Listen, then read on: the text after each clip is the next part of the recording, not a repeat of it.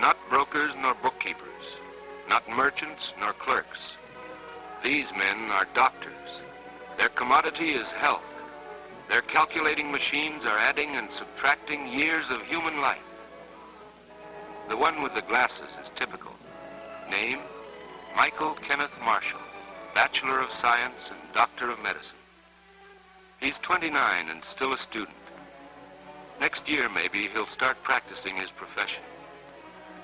Mike never dreamed he'd find his way into a statistics laboratory when he first came to New York City 7 years ago. He'd come fresh from a small college in Ohio after 16 years of academic preparation to enter the medical school of Columbia University. But he knew even then it wasn't just another school he was entering.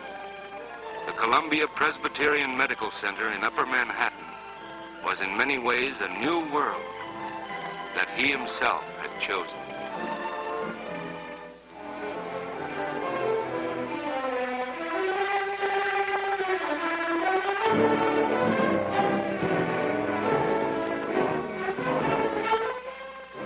Every day, 1,500 outpatients receive treatment in these clinics. Together with the thousands of bedridden patients in the 6 hospitals that made up the center, they were also the teaching materials needed by a modern medical school to train doctors and specialists. No, not just another school. The students that registered along with Mike that Tuesday morning 7 years ago were entering a school and a hospital, a philosophy and a profession. Years later, he would take an oath to serve humanity in the arts of healing. But it was that Tuesday morning when he signed his registration card that Mike knew his heart was set. Maybe he was excited and nervous. Maybe his nonchalance was a pose. Nevertheless, he was sure of himself as he entered medicine. The white, aseptic world of medicine. It would become his world. These smells, these uniforms, the muffled pulse of hospital excitement. He would come to feel at home in these endless corridors. He would learn to use his brain, his hands, his heart to help his fellow man. That morning he would not have exchanged places with a prince, for he stood on the threshold of his own castle, no longer a dream. Mike entered the world of medicine. The first days were hectic but happy. Mike hardly paid any attention to the comforts of his room with a river view. He was too intrigued by the paraphernalia he was collecting. A microscope of his own. Books with titles that marked the boundaries of his new world. Anatomy, physiology, biochemistry. To a fellow in his frame of mind, even bones weren't gruesome. They were part of the human body. And from now on, the human body was his business. First, he would have to know how it worked under normal circumstances. That was his first subject in the physiology laboratory. Learning how to check and measure the mechanism of a healthy man. The students were to use each other as guinea pigs. Normal blood pressure was one of the phenomena they examined. At last, Mike had a real doctor's instrument in his hands. Even its name was something. Sphygmomanometer.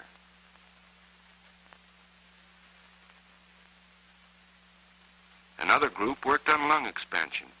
The air blown through the tube makes the tank rise. The students were measuring the amount of air they each inhaled and then exhaled. The oral thermometers were not strange, but the readings were. It seemed funny, but no 2 of these perfectly healthy students had precisely the same temperature. Blood pressure even varied with nervous tension.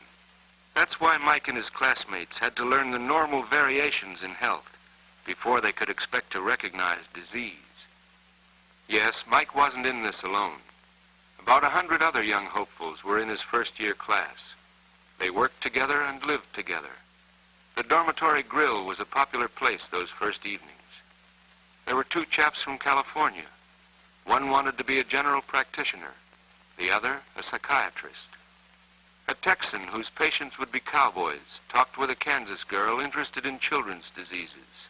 Lou Wing had come 10,000 miles for surgery. But Mike, like most of his classmates, wanted to look around a bit before making definite plans. Besides, the career was a long way off. The bones came first. Unciform, pisiform, cuneiform. No, memorizing names wasn't important, but you had to call them something when you described their function. Unciform, pisiform.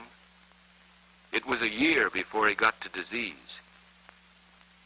In the pathology lab, he saw the tubercle bacilli that had eroded a man's lung. He studied the X-ray pictures of stomachs and intestines deformed and scarred by the effects of chronic ulcers. He met disease most dramatically of all in the operating room, where much later he assisted in performing laparotomies. Mike was assigned to a place right next to the experienced surgeon. To learn by doing is the best method, but not possible when the subject is life and death. Medical students must learn by helping instead. Now he was part of a disciplined, smooth-working team. The room is hot. The gases smell. Instruments must be passed on time, but hands must be steady. Now let go. Now retractor. Pass the swab. Hold it firm. Get those veins. Pass the swab. Now, nurse. Now, doctor. But it wasn't all work. There were fine tennis courts at the school and time for relaxation, too, and friends. But somehow the talk always got around to medicine, the subject really on Mike's mind. Naturally, he selected companions who were interested in his bright new world. And by the third year, he was really part of it. Most of his days were spent in the hospital wards, learning by helping. Blood is a great indicator of what is going on in the human machine. The few cubic centimeters he would now take for analysis might solve the riddle of this man's fainting spells. But Mike was also learning how to get along with patients. They're just people, of course, but sick people feel sorry for themselves naturally, and so they're apt to be nervous and grouchy. You have to kid them a bit and give them the confidence you may not have yourself. If the patient guesses that this is your first time at a job, he may imagine pain he doesn't even feel. So you hide your own twinges of fear and doubt and go ahead with the job. The student nurse may know more about this than you do, but that's all right. She's on your side. Both of you are there to help the patient. And meanwhile, you're perfecting your technique. A doctor must be gentle and kind without being soft. Keep your mind on your job. That's it. We're doing fine, all of us. We've got the blood ready to yield its information. Diplomacy, kindness, technical skill, they're all part of your professional equipment. Without them, printed facts and theories can't make you a physician. Medicine is still an art, even though it is based on science. The rest of the analysis was easy. By now, Mike was at home in a clinical pathology lab. He and the other medical students handled pipettes and counting chambers as naturally as they used a knife and fork. As a clinical clerk in his fourth year, Mike had a better opportunity to consider the direction he wanted to follow in medicine. He met more patients, heard the story of their troubles, diagnosed their ailments, and started them on the road to recovery. Most of all, he was impressed with the number of patients who were now suffering from conditions that could be traced to neglect of early symptoms, to bad health habits, or to lack of proper medical care when they were young. They often came to the clinic from 5 to 25 years too late. Mike wondered if working with children wasn't the way to fight all illness most effectively. The decision was clinched one night during one of those long talk fests that young professionals like because they get a chance to show off to each other. Bill Pearson was talking about how the human lifespan had been lengthened in the last 20 years. Deaths due to diseases of old age have increased, simply because more people get old enough to have them nowadays. The boys discussed new victories over microbes, the wonder of penicillin, the advances in brain surgery, the vistas opened by Bogomolets serum. And all the while, Mike reflected. Nowadays, it was more important than ever to reach old age with a healthy body.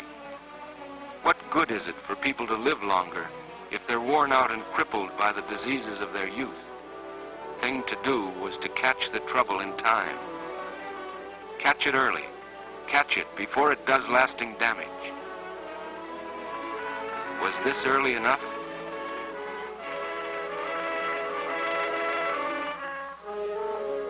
A month after graduation from medical school, Mike was on duty as an intern in pediatrics.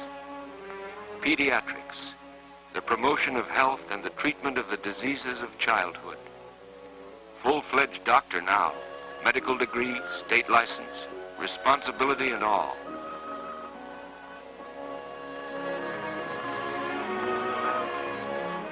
But he was more than a doctor, too. For little patients are the most difficult and heartbreaking patients. Mike found he had to be a psychologist, a teacher, an entertainer, and a father as well. This children's hospital was again just one part of a great medical center, supported by generous citizens to teach and to cure at the same time. This was New York Hospital. Together with the Cornell University Medical College and a number of specialized hospitals, it constituted the newest of the great medical centers. It seemed very large, until you considered the size of the community it served. A community that included thousands of underprivileged children who were deprived of fresh air and sunshine. They lacked the ordinary ammunition needed to fight disease, good food, proper living conditions, play space, and freedom from fear. Some of these children were able to get the medical care they needed at the hospital where Mike now worked. Its entrance was a parking lot for carriages on the days of the well baby clinics. Well babies need regular medical examinations to help them keep well. That is disease prevention. But Mike's experienced eye noticed something his student assistant had overlooked. The unmistakable signs of malnutrition. The breastfed infant boy was well enough, but here was a sick child. She and her parents needed help. She doesn't get many vegetables, does she? Have you ever talked to a member of our social service staff? Wait a minute, Dr. Kennedy will ask her to come in here. Right, Doctor? Sure, Mary, we're going to find a way to make you feel better all the time. Instead of sitting around and moping, you'll want to play more with the other kids in the block. You'll like that, won't you? Your work in school will change, too, when you're feeling better. You'll see. The story is all in the case history. Father, unskilled worker, spends a third of income on rent. 6 children. Medicine is more than pills and bandages. If you treat people in the hospital and send them home to starve, they'll soon be back in the hospital. That's why trained caseworkers cooperate closely with the medical staff. You come with me, Mary, and let Mother talk about food budgets and eating habits. Rosy cheeks are usually a complicated mixture of string beans, milk, and paychecks. There were plenty of really sick children, too. As an intern, Mike would often present his cases at the grand rounds, so that the professor and his assistant could discuss them for the benefit of the assembled staff. Mike had to have the entire case at the tip of his tongue. These were formal occasions. Very often, doctors from other cities and countries joined the audience. Mike had to know symptoms, dates, medical history, family background, the results of dozens of laboratory tests. He had to answer specific questions on all the tiny facts that make up the technical story of an illness. And then the professor checked for himself. After all, he was learning about the case and about Mike as well. As chief of the medical staff, he also had a teaching relationship with the doctors who worked in the hospital. He approved Mike's diagnosis of congenital syphilis and the steps that had been taken to treat it, but he was afraid his prognosis was too optimistic. There were indications that the infection had reached the nervous system and probably the brain. If the child did live, which was not too likely, it would be years before a complete recovery could be expected. But it was the prenatal history of this case that particularly interested the professor. Why had the mother not been examined and then treated in time? He tended to see the doomed child as another example of the tragic results of a neglected case of infectious disease. Mike was still learning, even though he was doing at the same time, and teaching a bit. Miss Brewster, the head night nurse, was an old-timer. She had been nursing nearly 25 years with wide-open eyes and mind. She knew her business, but Mike, as a doctor and a recent graduate, knew a few things that even she could learn. New things, like the characteristics of the penicillin he was preparing for injection. She was surprised to learn it didn't matter if the dose was too big. It wasn't like the sulfa drugs. Penicillin has no toxic effect. Large amounts can be given with perfect safety. It was a nice feeling to give something in exchange for all the help and goodwill that had been coming his way. And it was still coming, for Mike was still a student. The men who taught in the center's medical school held frequent staff seminars on special aspects of children's diseases. They might be illustrated by extraordinary cases that were in the hospital for treatment. The spasm in a case of anorexia nervosa is not something every physician gets to see in his lifetime. But that is one of the advantages of working in a teaching hospital. Because this illness has a psychic basis, it must not be discussed in the presence of the patient. But when the 13-year-old girl has been taken back to the ward, the child psychiatrist can review the details of the strange illness. The youngster wants to starve herself to death rather than face the problems of growing up. Her confusion involves many factors, some of them reaching back into early childhood. First, she must be nourished, but the real treatment will concern her mind and her attitudes toward her environment. The doctors are deeply interested, for more and more they are coming across physical illness that can only be traced to a mental source. When doctors stop learning, the saying goes, they're through being doctors. The pleasantest of Mike's duties was visiting the occupational therapy porch.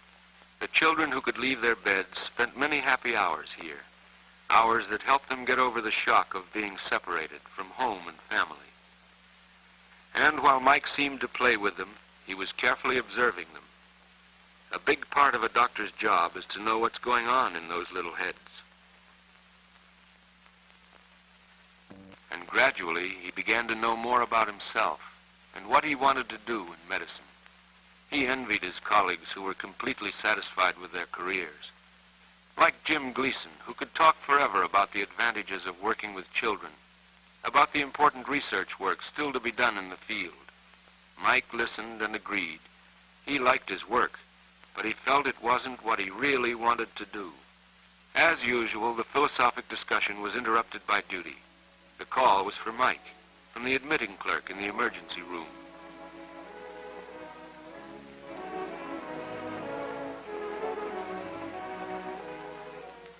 It seemed routine, and Mike expected to be back in a few minutes. Throat's pretty bad. Not much fever, but I don't like her extreme weakness. I think you'd better wait upstairs. We'll have to make tests before we know anything definite. Will you show them the way, Miss Abbott? I'll be with you in a little while. Her throat is almost black, and the swelling up there at the angle of the jaw. No, Kate, I'll try not to hurt. I know you feel pretty awful. I just want to see how your tonsils are. You'll be feeling better very soon. Masks, Miss Grant. All contagion precautions.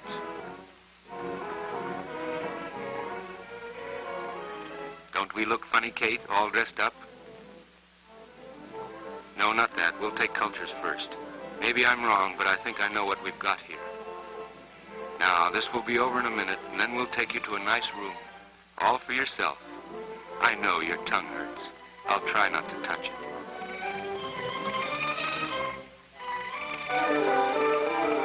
There. Good girl. Miss Grant, call the chief. Get these to the lab, and I want diphtheria antitoxin. Yes, diphtheria.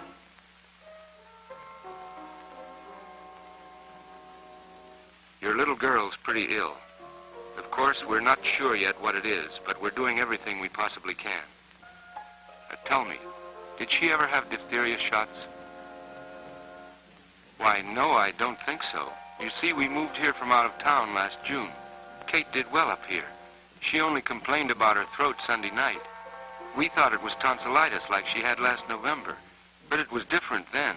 She had a terrible fever. Well, that's why we weren't worried this time. Do you think it's diphtheria? It might be. We'll know in a little while. You'd better wait there in the next room. We'll bring Kate upstairs now and get her comfortable.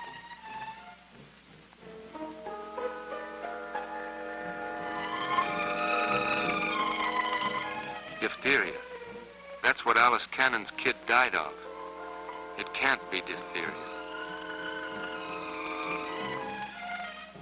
The resident and his assistant are always on call for emergencies. They agreed with Mike. It looked too much like diphtheria to take a chance waiting for culture reports. Antitoxin was definitely indicated. No, I mustn't think of that. It can't happen, it can't.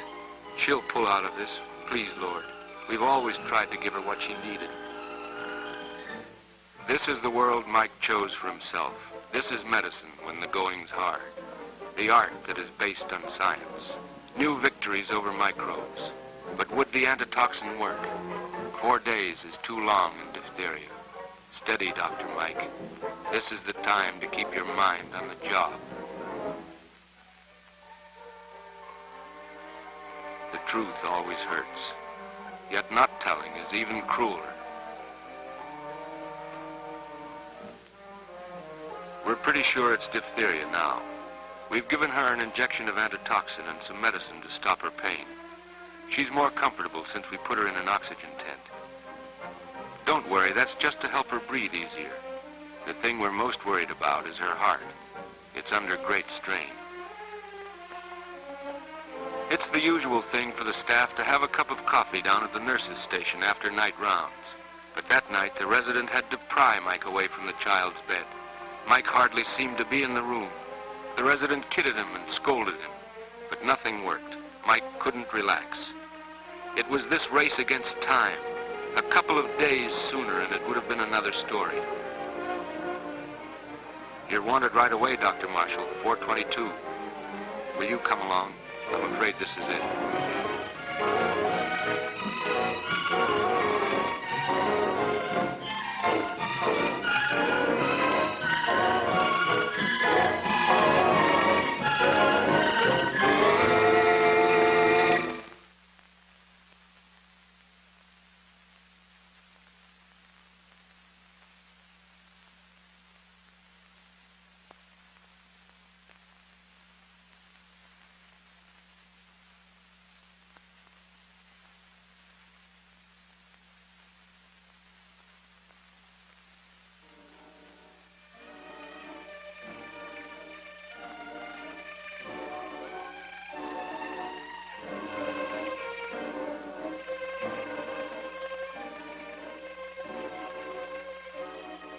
This is medicine, too.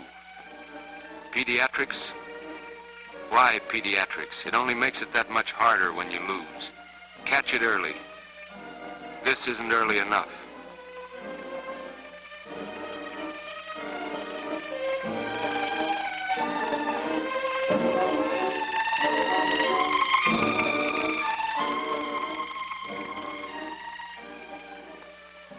Bad news. Her heart failed. I'm sorry.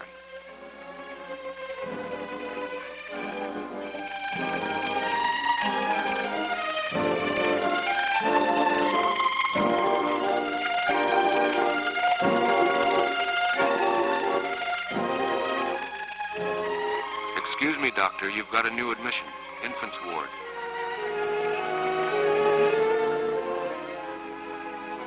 Sure you feel licked, Mike, but you never had a chance. We got it too late. You can't hit yourself for that, son.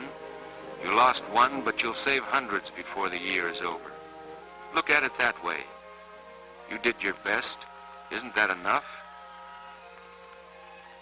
But it wasn't enough for Mike. He finished his training in pediatrics, working in the clinics and the wards, learning more and more about his young patients. being able to help them more and more. But his mind was made up. He would not open an office and treat sick children as Jim Gleason was going to do. Pediatrics wasn't to be his lifetime job. Somehow he'd probably get involved with kids, but he still had to go further to find his true place in medicine.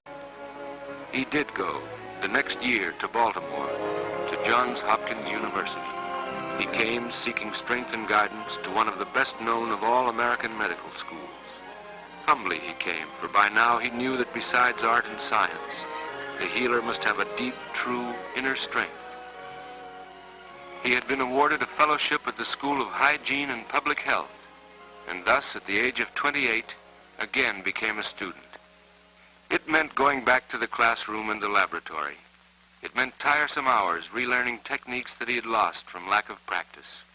Was this class in bacteriology the road forward, or was it a retreat to the protection of academic walls? Only time could tell. Mike got some reassurance from the men who worked next to him. Many had come from distant lands, after years of good work among their own peoples, to prepare themselves for public health careers.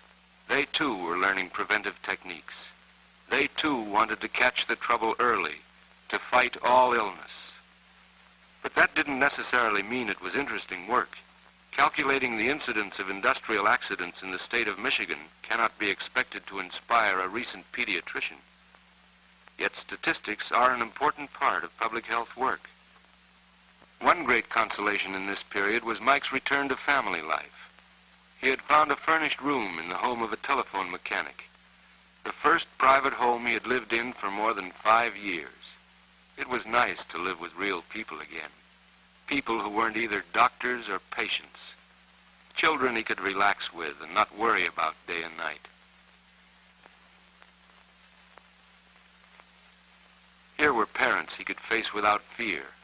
It was good to talk about politics and the weather for a change. They lived near the school in a poor part of Baltimore. Their house was a little brick building with the typical marble steps, just like the next one, and the one after that. Just like the building that housed the Eastern Health District offices and clinic. This modest institution was run jointly by Mike's school and the city health department. The old, familiar combination of teaching and doing.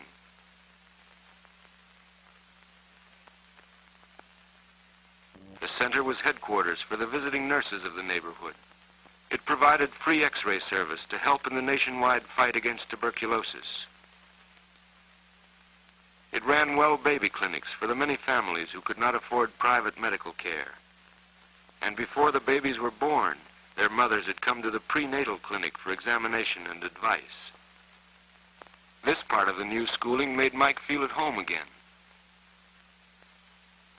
There was nothing academic about going along with a visiting nurse while she made her rounds in the slum streets, like those hidden away in so many cities.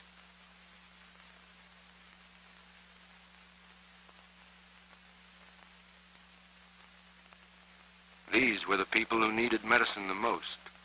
Sickness wasn't something that struck them from time to time. They lived with it all their lives. They almost took it for granted. Malaria, tuberculosis, anemia, trichinosis, scabies, ringworm, pellagra. They didn't know the names, of course, but they knew the aches and pains only too well. Some of Mike's excursions were to pleasanter places.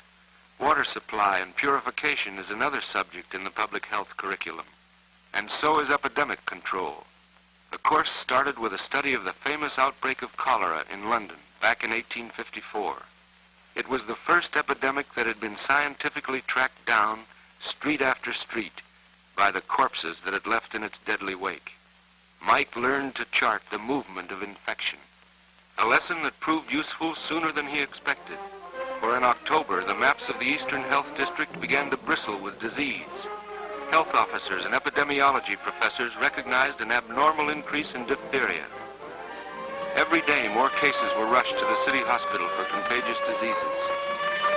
The entire district was threatened, a district where thousands of children were living in overcrowded homes that invited the spread of infection.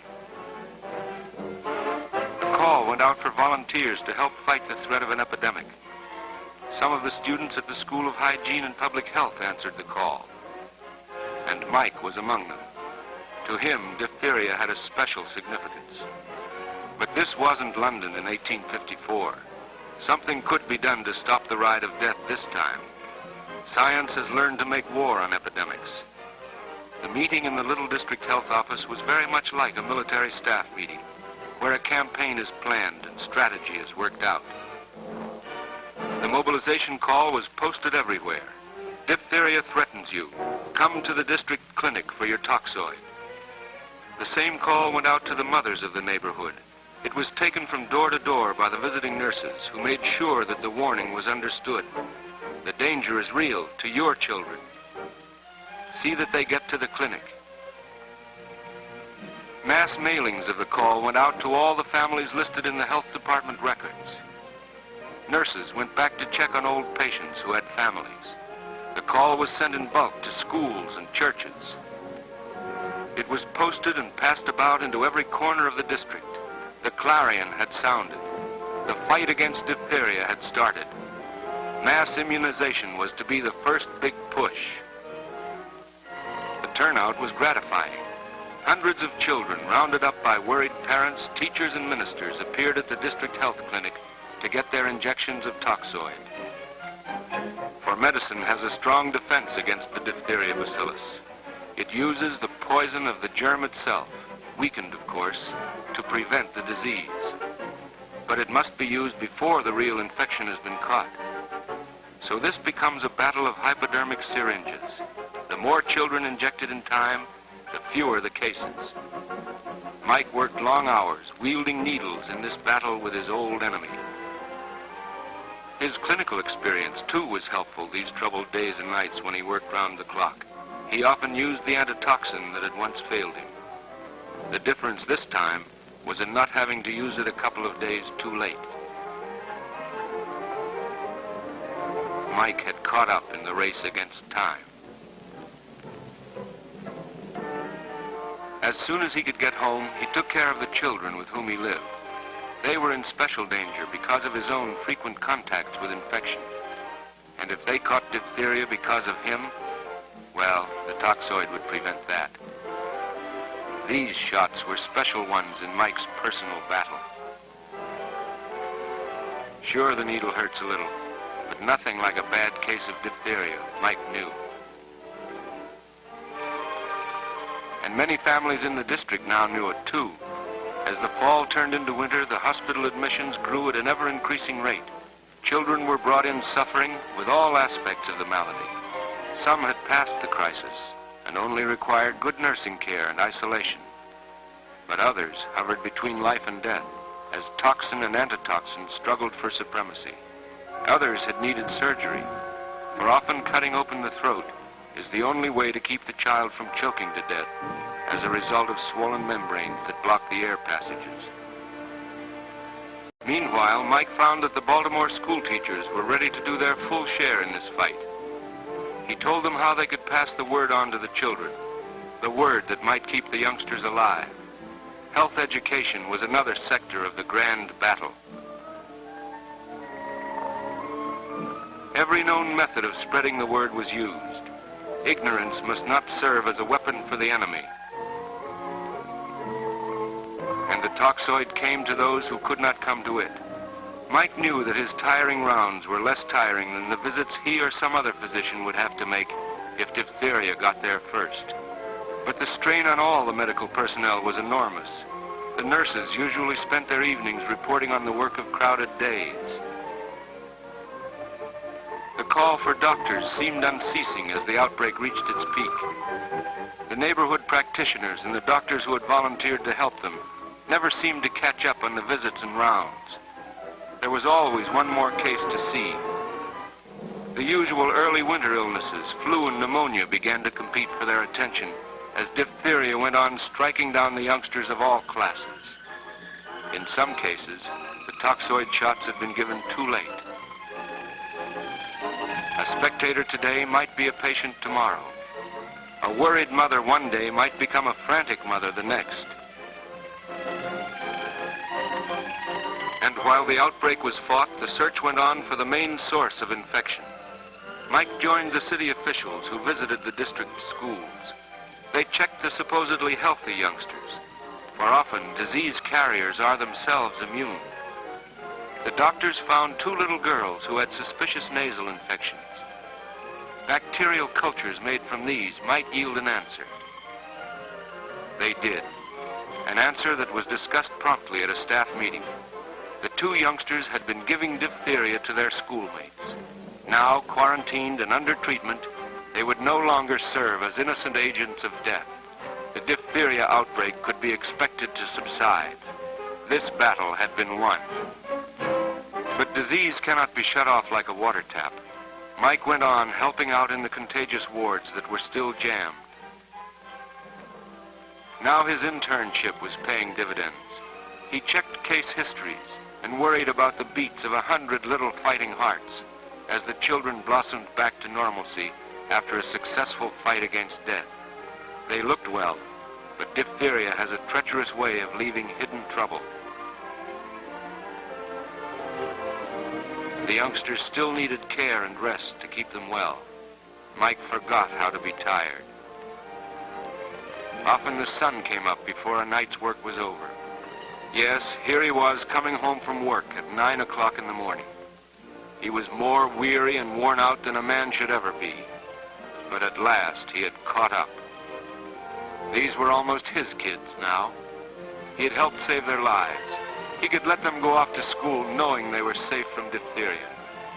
Although he hadn't seen them for weeks, he'd been a good doctor to them.